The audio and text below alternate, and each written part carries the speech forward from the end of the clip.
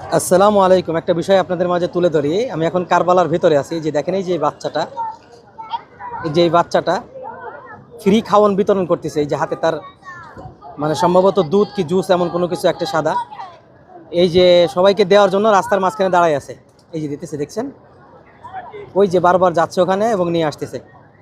মানে সবার মাঝে বিতরণ করতেছে, সম্পূর্ণই ফ্রি।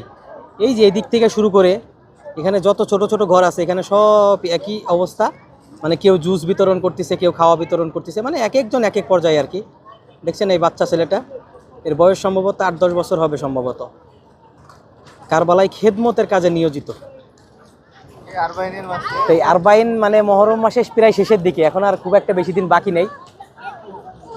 তো অনেক কিছু আমি তুলে ধরেছি আপনাদের মাঝে এবং কারবালার অনেক কিছু তুলে ধরার চেষ্টা করি আপনাদের মাঝে। বিশেষ করে এই মহরম মাসটা পুরো স্পেশাল।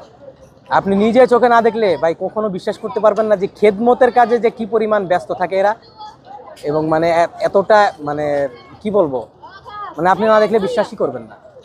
ধন্যবাদ সবাইকে।